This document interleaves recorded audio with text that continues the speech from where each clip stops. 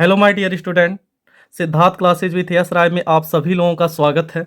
जैसा कि आप पढ़ रहे हैं यूपी बोर्ड एग्जाम 2023 हिंदी व्याकरण, यहाँ से मित्रों 20 क्वेश्चन आपके ऑब्जेक्टिव आने वाले हैं जो कि 20 नंबर के होंगे। कितने के होंगे? 20 नंबर के।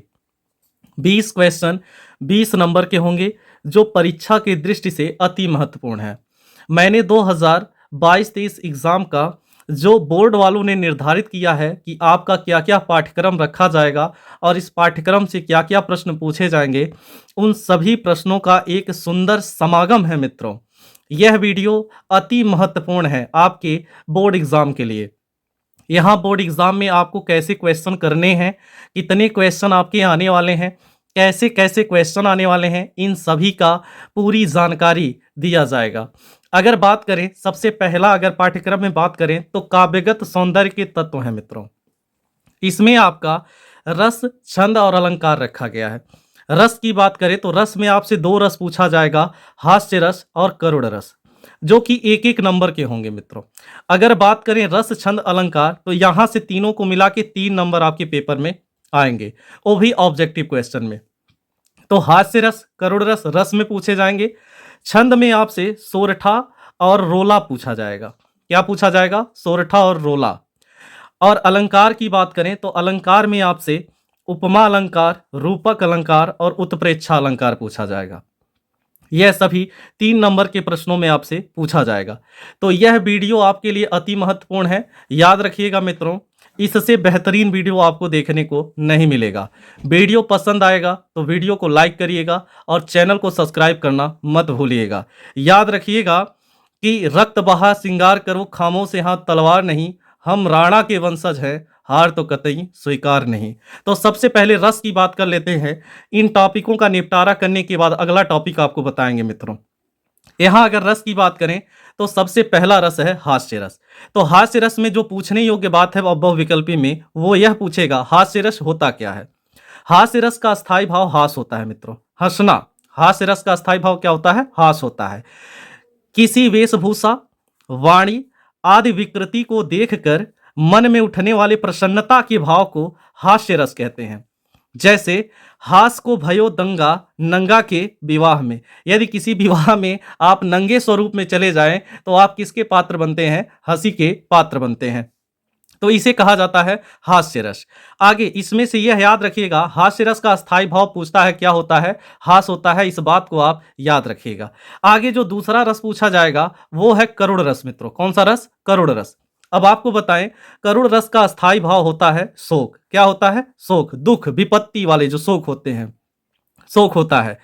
किसी प्रिय वस्तु या मनचाही वस्तु के नष्ट हो जाने पे, जैसे आपके बचपन में जो खेलते थे कोई खिलौना अगर टूट जाता था तो आप रोते थे, ऐसे भाव मनचाही यानी मनचाही वस्तु के नष्ट हो जाने पर मन में उठने वाले शोक के भाव को क्या कहते हैं? करुण रस कहते हैं। जैसे जब प्रेमी प्रेमिका से जुदा होती है, कहा जाता है ना, ऐ मेरे दोस्त लौट के आजा, बिन तेरे जिंदगी अधूरी है। ये सभी लोगों ने सॉन्ग सुना है मित्रों, कितना शोक से भरा सॉन्ग है कि ऐ मेरे दोस्त लौट के आजा, बिन तेरे जिंदगी अधूरी है। तो यह जो एग्जाम्पल है मित्रों शोक का है, यानी करुण रस का है। और करुण रस का जो इंपॉर्टेंट फैक्ट है वो है शोक। इसका जो अस्थाई भाव होता है शोक होता है। तो आई होप कि आपको रस याद हो गए होंगे। उसके बाद अगर आगे बात करें तो आपसे पूछा जाता है छंद। क्या पूछा जाता है? छंद। अब छंद में क्या पूछा जाएगा? सोरठा आपसे पूछा जाएगा। सोरठा क्या होता है मित्रों? सोरठा एक मात्रिक छंद है। कैसा छंद है? मात्रिक छंद है। यह दोहा का उल्टा होता है। आप परिभाषा में अगर यह भी लिख देते हैं कि दोहा के उल्टा को हम सोरठा कहते हैं तो भी आपका परिभाषा सही माना जाएगा।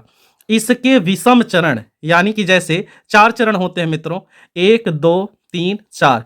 अगर मैंने प्रथम और तृतीय चरण की बात किया तो ये विषम चरण है, और अगर दूसरे और चौथे चरण की बात करें तो इसे सम चरण कहते हैं। तो दोहा का उल्टा होता है। इसके विषम चरण में 11 मात्राएं होती हैं। अब विषम है, ये है मित्रों विषम अंक है, तो विषम में कितना होगा? 11। और सम चरण में कितने होते हैं? 13 मात्राएं होती हैं। सम चरण में कितनी मात्राएं होती हैं? 13 मात्राएं होती हैं। इसे हम क्या कहते हैं? सोरठा कहते हैं। जैसे एक एग्जाम्पल है और इसमें हम गिनना सिखाएंगे मित्रों। जो ही सुमिरत सिद्धि होय, गणनायक करिवर वदन। अब देखिए जो ही यानी कि जो ही सुमिरत सिद्धि होय गण नायक करिवर वदन। अर्थात जहां छोटी ई की मात्रा होती है, अब छोटी ई की मात्रा कौन सी होती है? अ, ई, उ, ये छोटी मात्रा है। लेकिन वहीं हम बात करें आ, बड़ा उ और ई में बड़ी ई, ये सब जहां लगे होंगे मित्रों वहां पर गुरु लगाया जाता है। क्या लगाया जाता है? गुरु। गुरु का मतलब इसकी गणना 2 बार करनी है। तो यहां देखिए जो ही यानी एक एक, सुमिरत यानी 4 मात्राएं, सीधी यानी यहां पर देखिए छोटी छोटी की मात्रा लगी हुई है तो यहां कितना गिना जाएगा? एक एक। होय यानी ओ की मात्रा यानी बड़ा ओ की मात्रा अगर है, औ की मात्रा है तो यहां कितना गिना जाएगा? डबल गिना जाएगा। अय की मात्रा है तो क्या गिना जाएगा? डबल गिना जाएगा। इन्हें आप गिनेंगे। जो ही सुमिरत सिद्धि होय गण नायक करिवर वदन, करहूं अनुग्रह सोय बुद्धि राशि शुभ गुण सदन। यानी कि अगर यह दोहा आप याद कर लेते हैं तो सोरठा आपका याद हो जाएगा मित्रों। तो इतना कठिन तो है नहीं। जो ही सुमिरत सिद्ध होय गण नायक करिवर वदन, करहूं अनुग्रह सोय बुद्धि राशि शुभ गुण सदन। तो एक इसका एग्जाम्पल हो जाएगा, सोरठा का हो जाएगा मित्रों। सोरठा क्या होता है? दोहा का उल्टा होता है। इसके विषम चरण में 11 मात्राएं और सम चरण में 13 मात्राएं होती हैं। वहीं आपके सिलेबस में रोला को रखा गया है। रोला क्या है? रोला भी एक सममात्रिक छंद है। इसके प्रत्येक चरण में 24 मात्राएं होती हैं। कितनी कितनी? 24 मात्राएं होती हैं। एक में हम गिन के बता दे रहे हैं, बाकी सब में इसी तरह आप गणना कर लेंगे। जैसे जीती जाती हुई जिन्होंने भारत बाजी, शिवाजी की बात चल रही है मित्रों, बॉडी में तो ऐसे ही आग लग जाएगी। जीती जाती हुई जिन्होंने भारत बाजी, निज बल से बल मेट, विधर्मी मुगल कुराजी, जिनके आगे ठहर सके जंगी ने जहाज, है ये वही प्रसिद्ध छत्रपति भूप शिवाजी। तो इसमें मित्रों पहले देखिए, बड़ी ई की मात्रा दोनों पे लगा है तो दोनों पे 2-2 गुरु शिखर लगे हुए हैं। जाति आ की मात्रा है दोनों पे और यहां बड़ी की मात्रा है 2-2 गुरु शिखर लगे हैं। हुई यानी छोटा उ की मात्रा है तो 1 मात्रा गिना गया है, बड़ी की मात्रा है तो 2 गिना गया है। छोटी की मात्रा है तो 1 और जहां बड़ी की मात्रा लगे हैं वहां गुरु लगाए गए हैं। तो ध्यान से गणना करेंगे। 2 2 4 2 6 2 8 2 10 1 11 12 2 14 2 16 2 18 2 20 20 2 22 2 24। इसी तरह प्रत्येक चरण में 24 मात्राएं हैं। अब आपको याद क्या करना है? पूछता है रोला कैसा छंद है, तो सममात्रिक छंद है मित्रों, यह बात याद रखेंगे। दूसरा, रोला के प्रत्येक चरण में कितनी मात्राएं होती हैं? तो 24 मात्राएं होती हैं, यह भी आप याद रखेंगे। तो छंद और रोला मिला के आपसे 1 नंबर का क्वेश्चन पूछा जाएगा, इस बात को भी आप याद रखेंगे। आगे बात करें अलंकार। अलंकार तो मित्रों देखिए ध्यान से, इसमें 3 अलंकार आपके सिलेबस में रखे गए हैं और तीनों अलंकार से क्वेश्चन बनेंगे। तो याद रखिएगा, पहला अलंकार है उपमा अलंकार। उपमा क्या होता है? जब उपमेय की तुलना उपमान से की जाए। अब उपमेय और उपमान क्या होता है एक बार समझ लीजिए। मैंने एग्जाम्पल के यहां लिखा है प्रेमिका और चांद। सभी की कोई ना कोई गर्लफ्रेंड होती है मित्रों। तो याद रखिएगा, आप जब अपने प्रेमी की तुलना किससे करते हैं? चांद से करते हैं।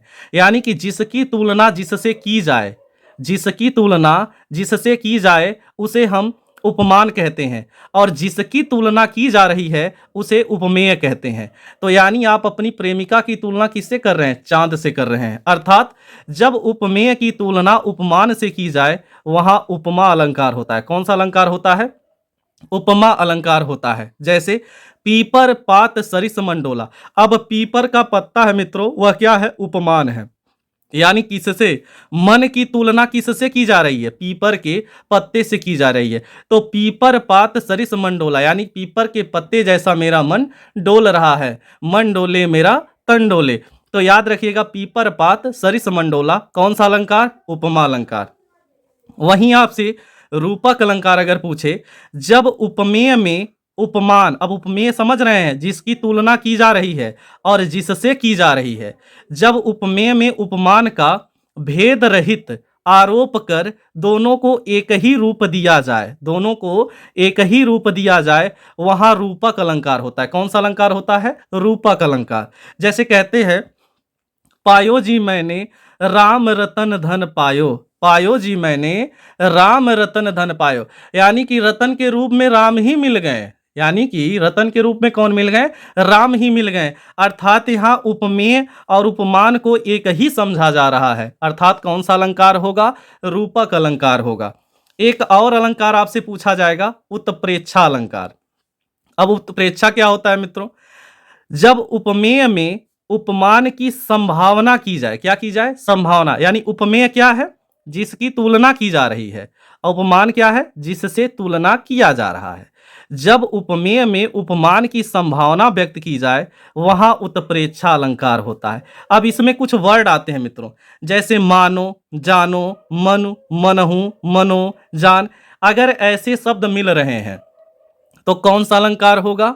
उत्प्रेक्षा अलंकार होगा मित्रों। जैसे पद्मावती सब सखी बुलाई, पद्मावती सब सखी बुलाई, जान फुलवारी सबे चली आई। यानी कि जब पद्मावती ने अपनी सखियों को बुलाया तो लगा जैसे पूरी बगीचे की फुलवारियां ही उसके आगे मड़रा रही हों। तो यहाँ जान शब्द आया, इसको देखकर भी आप कह सकते हैं यह उत्प्रेक्षा अलंकार है। आई होप कि आपको उत्प्रेक्षा अलंकार समझ में आ गया। आगे आपसे पूछेगा मित्रों, हिंदी व्याकरण शब्द रचना के तत्व कौन कौन से हैं? तो याद रखिएगा, हिंदी व्याकरण में जो शब्द रचना के तत्व हैं उनमें उपसर्ग आता है। अब उपसर्ग क्या होता है? उपसर्ग में तो बहुत सारे उपसर्ग हैं मित्रों, जैसे अन, अ, अन, अधि, अप, अनु, ये सभी जो हैं ये उपसर्ग के ही तत्व हैं। लेकिन आप कैसे करेंगे इसको देखिए। वे शब्दांश, यानी शब्दों का खेल चल रहा है मित्रों। वे शब्दांश या अव्यय जो किसी शब्द के पहले लगकर उसके मूल अर्थ में परिवर्तन करें उसे उपसर्ग कहते हैं। यानी कि यह शब्द के पहले जुड़कर मूल शब्द के अर्थ में परिवर्तन करते हैं मित्रों, इसलिए इसे क्या कहते हैं? उपसर्ग। जैसे एक शब्द मैंने लिखा सत्य, जो एक शब्द लिखा मैंने सत्य, अब सत्य में मैंने एक उपसर्ग जोड़ा। कौन सा उपसर्ग जोड़ा? अ उपसर्ग। और अ उपसर्ग कहां जुड़ेगा? शब्द के पहले जुड़ेगा मित्रों। अब सत्य में मैंने अ उपसर्ग जोड़ा तो ये बन गया असत्य। अब सत्य का मतलब जो सही है, और अ शब्द जुड़ने से ये बन गया असत्य, यानी कि असत्य शब्द के पहले जुड़ा, असत्य बन गया, यानी कि जो सही नहीं है। अर्थात जो मूल शब्द था सत्य, उसका अर्थ था सही है, लेकिन अ उपसर्ग जुड़ने से उसका मूल अर्थ परिवर्तित हो गया, अर्थात सही नहीं है। अब मैं कहूं कीर्ति, कीर्ति क्या है? एक नाम है। अब नाम में मैंने एक उपसर्ग जोड़ा, अप उपसर्ग, अप धन कीर्ति, अब बन गया अपकीर्ति। अपकीर्ति का अर्थ होता है बदनाम। अपकीर्ति का जो अर्थ होता है वो होता है बदनाम। यानी कि जब किसी शब्द में उपसर्ग जोड़ा जाता है तो उस उपसर्ग शब्द के पहले जुड़ता है और मूल शब्द के अर्थ में परिवर्तन करता है, उसे हम कहते हैं उपसर्ग। ऐसे और भी हैं मित्रों, देख लीजिए। एक शब्द है शासन, शासन में मैंने अनु उपसर्ग जोड़ा, अनु उपसर्ग जोड़ने से अनुधन शासन बना, और इसको मिला के क्या बन गया? अनुशासन। क्या बन गया? अनुशासन। मैंने एक शब्द मान रखा, मान में मैंने अप जोड़ दिया, अप जोड़ने से ये क्या बन गया? अपमान बन गया मित्रों। क्या बन गया? अपमान। मैंने एक शब्द कार रखा, कार में मैंने अधि शब्द जोड़ा, क्या जोड़ा? अधि उपसर्ग जोड़ा, और यह कार में जब अधि उपसर्ग जोड़ा तो ये बन गया अधिकार। अर्थात कहने का मतलब है, जब किसी शब्द में पहले कोई कोई उपसर्ग जोड़ दिया जाए और उसके अर्थ में परिवर्तन हो जाए, जो मूल अर्थ था उसके अर्थ में परिवर्तन हो जाए, उसे हम उपसर्ग कहते हैं। एक तो ये पूछेगा, दूसरा आपसे प्रत्यय पूछेगा मित्रों। क्या पूछेगा? प्रत्यय। उपसर्ग तो शब्द के पहले जुड़ रहा था, प्रत्यय जो होता है मित्रों शब्द के अंत में जुड़ता है। तो ध्यान से देखिए, वह शब्दांश जो किसी शब्द के, शब्द या धातु के अंत में जुड़कर, कहां जुड़ेगा इस बार? अंत में जुड़कर उसके अर्थ में परिवर्तन करे, उसे हम प्रत्यय कहते हैं। क्या कहते हैं मित्रों? प्रत्यय कहते हैं। यानी शब्द जो किसी धातु के अंत में जुड़कर उसके अर्थ में परिवर्तन करे, उसे हम क्या कहते हैं? उसे हम कहते हैं प्रत्यय। अब जैसे प्रत्यय की कुछ एग्जांपल्स देखते हैं मित्रों। अगर जैसे मैंने एक शब्द लिखा मानव, अब मानव एक शब्द है, मानव में मैंने क्या जोड़ दिया? ता प्रत्यय जोड़ दिया, तो ये बन गया मानवता। क्या बन गया? मानवता। यानी कि मानव से ता प्रत्यय जोड़ने से मानवता आ गई। अब मानवता एक कैसा शब्द है? भाववाचक शब्द है मित्रों। तैर, तैर एक क्रिया है, तैर में मैंने आक प्रत्यय जोड़ा। क्या जोड़ा? आक प्रत्यय। क्या बन गया? तैराक बन गया। क्या बन गया? तैराक बन गया। कह, कह एक क्रिया है लेकिन इसमें मैंने आवत प्रत्यय जोड़ा, यानी कह धन आवत क्या बन गया? कहावत। कहावत क्या होता है? जो बोली जाती है मित्रों। मीठा एक शब्द है, मीठा में मैंने क्या जोड़ दिया? आस, क्या बन गया? मिठास बन गया। क्या बन गया? मिठास। अपना एक शब्द है, अपना में मैंने त्वय जोड़ा, क्या जोड़ा? त्वय, क्या बन गया? अपनत्व। क्या बन गया? अपनत्व। तो इस प्रकार यदि किसी शब्द के अंत में कोई प्रत्यय जोड़ा जाए और मूल अर्थ में परिवर्तन करे तो उसे हम क्या कहते हैं? प्रत्यय कहते हैं। इसके बाद मित्रों आपसे समास पूछा जाएगा और समास में आपसे दो समास पूछे जाएंगे। एक तो समास पूछा जाएगा द्वंद्व समास और एक समास पूछा जाएगा द्विगु समास। आइए इसे भी जान लेते हैं। अगर द्वंद्व समास की बात करें तो इस समास के दोनों पद जो होते हैं प्रधान होते हैं। दोनों पद क्या होते हैं? प्रधान होते हैं। और विग्रह करने पर इसमें और अथवा या लगता है। जब विग्रह करेंगे तो इसमें क्या लगता है? और अथवा या लगता है। उसे हम कौन सा समास कहते हैं? द्वंद्व समास। अब इसको पहचानेंगे कैसे मित्रों? तो जो दोनों प्रधान पद होंगे मित्रों, दोनों प्रधान पद के मध्य में योजक चिन्ह लगा होता है। क्या लगा होता है? योजक चिन्ह। अब योजक चिन्ह ऐसे होता है, क्या होता है? इसे हम कहते हैं योजक चिन्ह लगा होता है। तो द्वंद्व समास को पहचानना बहुत ही आसान होता है क्योंकि दोनों पदों के मध्य में क्या लगा होता है? योजक चिन्ह लगा होता है। जैसे माता पिता। अब माता और पिता दोनों प्रधान शब्द हैं और इसके बीच में क्या लगा है? योजक चिन्ह। तो क्या बन गया? माता और पिता। जब इसका समास विग्रह करेंगे तो क्या पढ़ेंगे? माता और पिता। भाई बहन, भाई बहन के बीच में क्या लगा है? योजक चिन्ह। क्या पढ़ेंगे इसे? भाई और बहन। और पूछे कौन सा समास है तो कहेंगे द्वंद्व समास। यानी जिस समास के दो प्रधान पदों के बीच में योजक चिन्ह लगा हो उसे हम द्वंद्व समास कहते हैं। लेकिन याद रखिएगा, पूछेगा आपसे किस समास के दोनों पद प्रधान होते हैं तो याद रखिएगा द्वंद्व समास। परिभाषा को याद रखिएगा मित्रों। वीडियो कैसी लग रही है लाइक जरूर करके बताइएगा मित्रों, कमेंट बॉक्स में जरूर लिखिएगा। अब जैसे होता है स्वर्ग नरक, अब स्वर्ग और नरक के बीच में क्या लगा है? योजक चिन्ह। तो इसे क्या पढ़ेंगे? स्वर्ग और नरक पढ़ेंगे। दुख सुख, दुख और सुख के बीच में क्या लगा है? योजक चिन्ह। क्या पढ़ेंगे? दुख और सुख। ये सभी एग्जाम्पल बहुत ही इंपॉर्टेंट है और यह आपको बताएंगे कि अगर योजक चिन्ह लगा है तो कौन सा समास होगा, उसे हम कहेंगे द्वंद्व समास। और याद रखिएगा दोनों पद प्रधान होते हैं। और दूसरा जो समास आपसे पूछा जाएगा वो है द्विगु समास। द्विगु समास पढ़ने से पहले एक चीज बता दें मित्रों, द और गु यानी द्विगु, द्विगु में यहां गु शब्द आया है। कौन सा शब्द आया है? गु शब्द। गु का मतलब होता है गुड़ा। आप याद रखिएगा गु का मतलब क्या होता है? गुड़ा। अब मैंने गुणा शब्द किस में आता है? यानी कि संख्या, यानी कि गणित में आता है। तो गणित में क्या होती है? संख्याएं होती हैं। अब याद रहेगा आपको, जिस समास का पूर्व पद, यानी कि अगर मैं बात करूं, जैसे मैंने एक शब्द लिखा है अष्ट धात, इसमें अष्ट जो है पूर्व पद है और धातु क्या है? उत्तर पद। तो याद रखिएगा जिस समास का पूर्व पद संख्यावाची हो, कैसा हो? संख्यावाची हो, और दूसरा पद संज्ञा हो। दूसरा पद क्या हो मित्रों? संज्ञा हो, उसे हम द्विगु समास कहते हैं।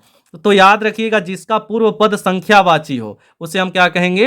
द्विगु समास। जैसे अष्टधात, यानी 8 धातुओं से मिलकर बनी वस्तु को क्या कहते हैं? अष्टधात। अब अष्ट का मतलब 8 होता है। 8 कैसी 8 क्या है? संख्या है मित्रों। त्रिवेणी, जहां 3 नदियां मिलती हो उन्हें हम क्या कहते हैं? त्रिवेणी कहते हैं। संगम भी कहते हैं मित्रों, बट यहां त्रिवेणी, त्रि का अर्थ होता है 3, वेणी जहां हो उन्हें क्या कहेंगे? त्रिवेणी। तिमाही, यानी कि जो तीन, ती जुड़ा हुआ, ती का मतलब होता है 3, माही का अर्थ होता है महीना, 3 माह पे लगने वाले कर को तिमाही कहते हैं। नौ ग्रह, यानी नौ क्या है? संख्या है, ग्रह क्या है? संज्ञा है। नौ ग्रह। पंचवटी, वटी मीन्स होता है वाटिका मित्रों, अब पंच मीन्स 5, जहां 5 प्रकार की वाटिकाएं हो उसे पंचवटी कहेंगे।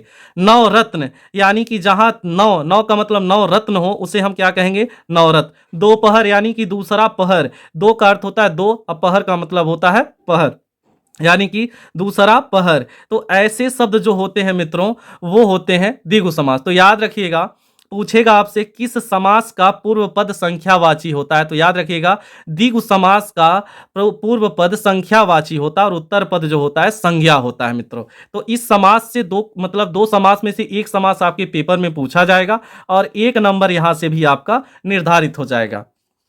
आगे बात करें तद्भव तत्सम शब्द और पर्यायवाची शब्द।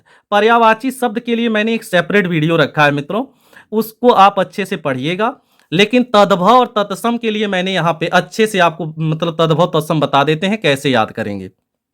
तद्भव होता क्या है?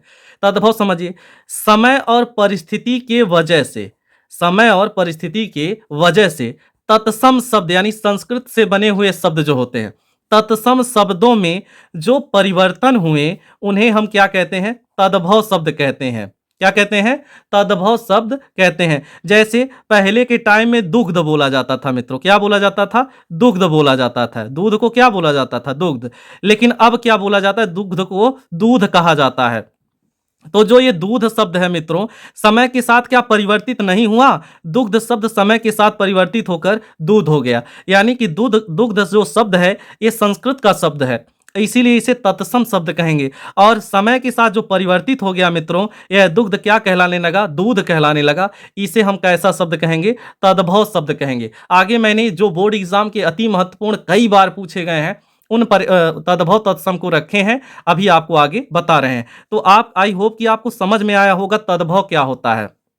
समय और परिस्थिति की वजह से तत्सम शब्दों में जो परिवर्तन हुए उन्हें हम तद्भव शब्द कहते हैं। जैसे बहुत समय पहले दुग्ध कहा जाता था, लेकिन समय स्थितियां बदलने की वजह से अब क्या कहा जाता है? दूध कहा जाता है। अतः दुग्ध जो है तत्सम शब्द है और दूध क्या है? तद्भव शब्द है। आइए तत्सम शब्द की भी परिभाषा जान लें। तत्सम शब्द क्या होता है?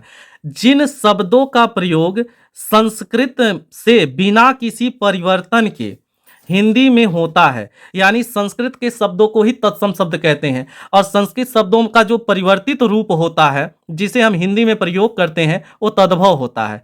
तो कहा जाता है कि जिन शब्दों का प्रयोग संस्कृत के बिना किसी परिवर्तन के हिंदी में होता है उसे हम तत्सम शब्द कहते हैं। कैसा शब्द कहते हैं? तत्सम शब्द कहते हैं। जैसे कि आइए आप जानते हैं, जैसे मैंने तद्भव और तत्सम शब्द के बहुत अच्छे अच्छे एग्जाम्पल्स रखे हैं।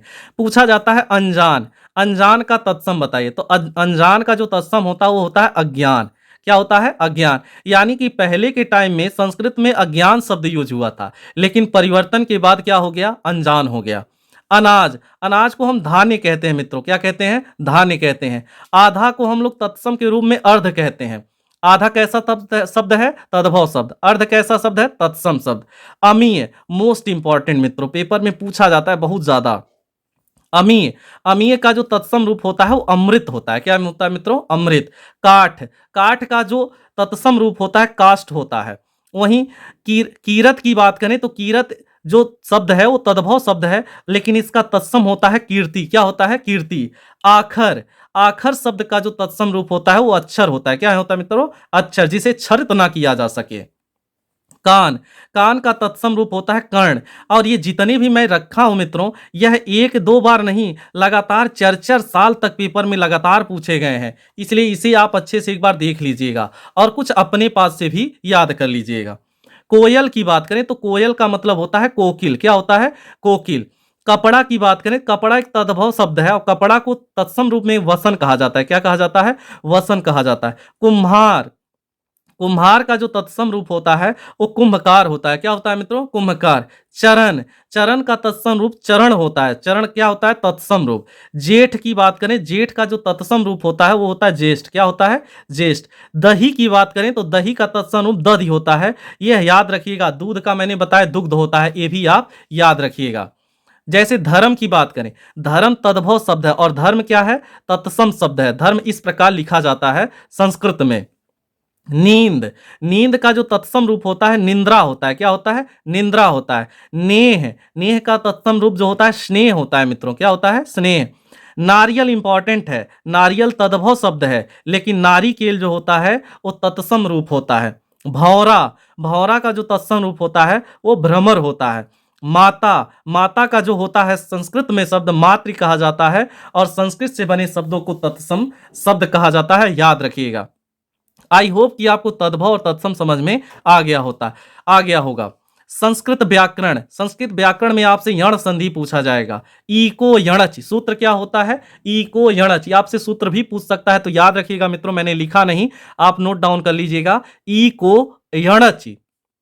अगर बात करें यण संधि की, जब किसी शब्द में, एकदम इजी वर्ड में मित्रों, जब किसी शब्द में य और व, ये दो जो वर्ण आपको दिख रहे हैं य और व, के साथ अगर आधा अक्षर लगा हो, य और व के साथ आधा अक्षर आए, तब वह यण संधि कहलाता है। क्या कहलाता है? यण संधि कहलाता है। जैसे यद्यपि, यद्यपि, यद्यपि शब्द कैसा है? इंपॉर्टेंट था मित्रों, ये 4 बार पूछा गया इसलिए मैंने इसको लिया।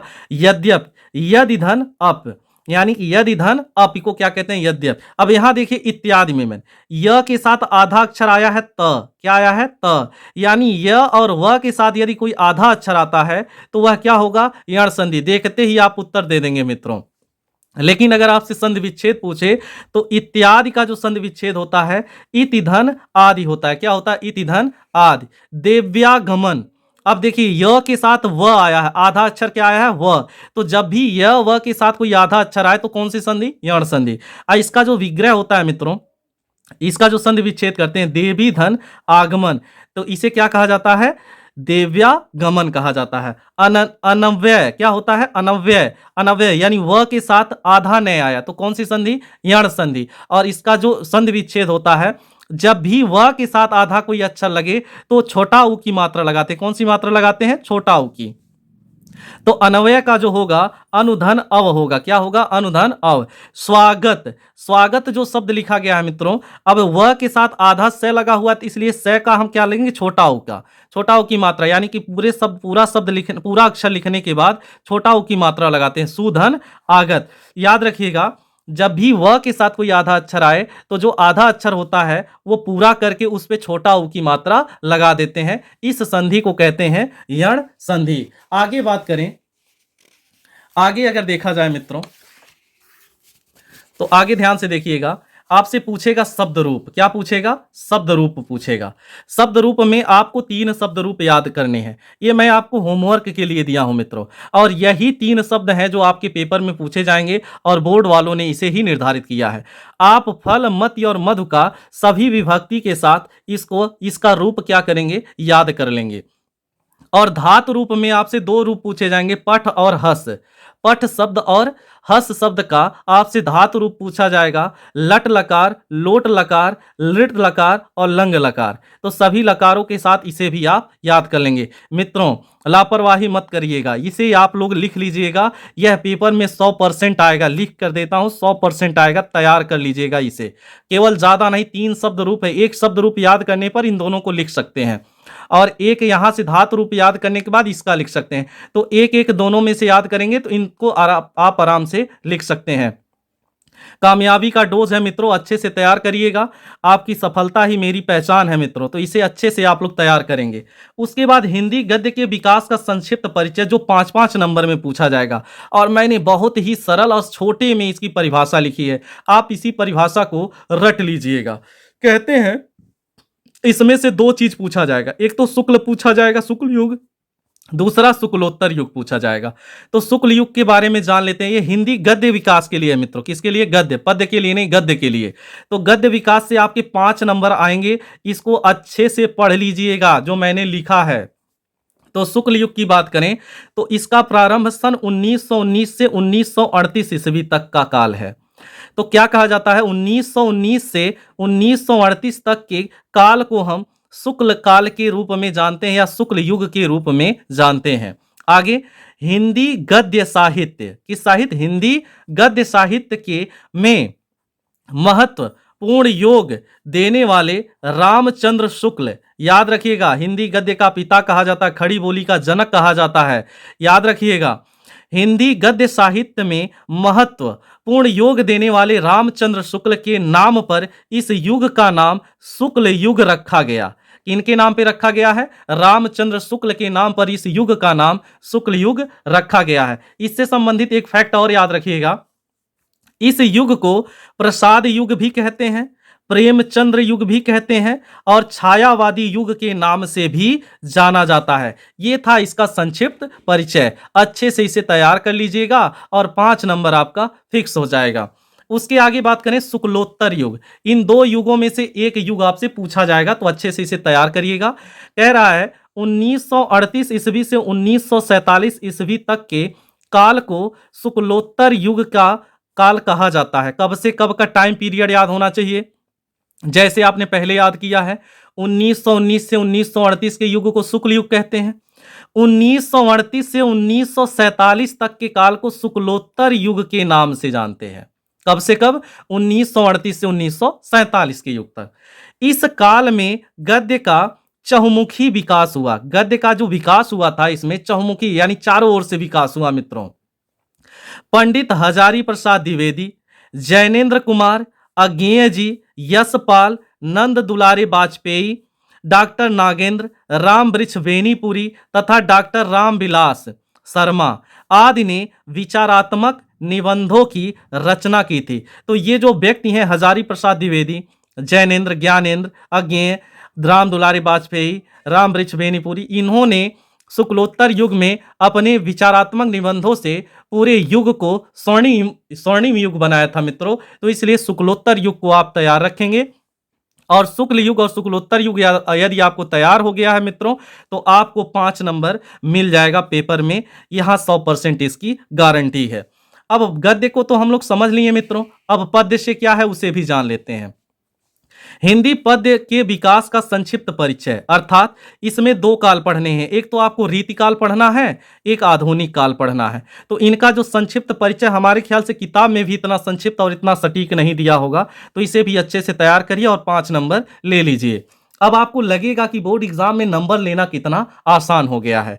तो अगर बात करें रीतिकाल की तो ध्यान से समझिएगा। रीतिकाल सन 1700 ईस्वी के आसपास हिंदी कविता में एक नया मोड़ लाया था।